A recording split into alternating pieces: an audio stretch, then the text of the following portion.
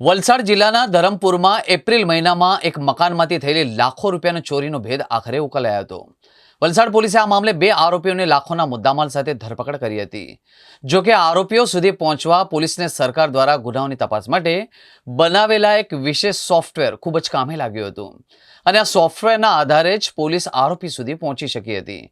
શું હતી આખી ઘટના અને પોલીસ આરોપીઓ સુધી કેવી રીતે પહોંચી, જોઈએ આ એક વિશેષ અહેવાલમાં। ધરમપુર પોલીસ વિસ્તારનું જે આસુરા વાવ પાસે રાજમહેલ રોડ છે, ત્યાં એક બંધ મકાન જે ઘરના લોકો તારીખ 8મી એપ્રિલથી 17મી એપ્રિલ બહારગામ ગયા હતા, એ દરમિયાન એક બંધ મકાનનું તાળું તોડીને એમાંથી કુલ 3,85,000 રૂપિયાની મુદ્દામાલની ચોરી થયેલ હતી। બનાવની ગંભીરતાને ધ્યાને રાખીને ધરમપુર પોલીસ સ્ટેશનની તમામ ટીમ, ડીવાયએસપી સહિત તમામ કાફલો ઘટના સ્થળે પહોંચી ગયો હતો।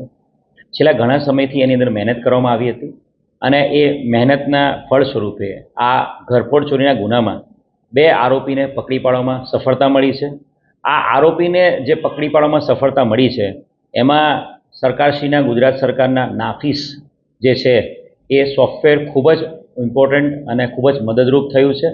નાફીસ દ્વારા જે બનાવના સ્થળેથી જે ફિંગરપ્રિન્ટ્સ અમને મળ્યા હતા, એના આધારે નાફીસ સોફ્ટવેર આધારે એક ચોક્કસ વ્યક્તિ સાથે ફિંગરપ્રિન્ટ મેચ થતા હતા, જેનું નામ લાલજીભાઈ લક્ષુભાઈ વળવી છે અને એના આધારે આ લાલજુ લક્ષી વળવી જે વેરી ભવાળા કસાટ ફળિયા કપડાં રહે છે એની પર પ્રોપર ફોકસ કરવામાં આવ્યું હતું અને 1 મહિનાની સતત મહેનતના આધારે આ લાલજી લક્ષુ વળવી અને એની સાથે એનો મદદ કરનાર આરોપી રવિ સદાનંદ તિવારી, બંને આરોપીઓને ધરપકડ કરવામાં મોટી સફળતા મળી છે।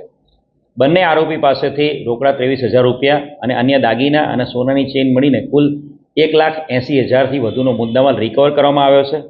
આ જે બંને આરોપી પકડાયા છે એમાં જે લાલજી વળવી છે એની વિરુદ્ધમાં અગાઉ પણ પ્રોહિબિશનના 2 ગુનાઓ, સાથે સાથે લૂંટ અને ધાડ તથા ચોરીના ગુનાઓ દાખલ થયેલા છે।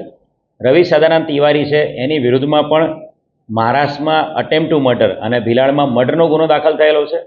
આ બંને જણા 2011-12માં એક સાથે જેલમાં હતા અને એ વખતે એકબીજાના સંપર્કમાં આવ્યા હતા અને રિસન્ટલી આ લાલજી લક્ષુ વળવીને ઘરફોડ ચોરી કરવા માટે એક મદદની જરૂર હતી, એટલે એણે આ રવિ સદાનંદ તિવારીનો કોન્ટેક્ટ કર્યો હતો અને જેના આધારે આ લોકોએ આ ઘરફોડને અંજામ આપ્યો હતો। પરંતુ નાફીસ સોફ્ટવેર અને સાથે હ્યુમન ઇન્ટેલિજન્સના આધારે આ આરોપીઓને પકડી પાડવામાં મોટી સફળતા મળી।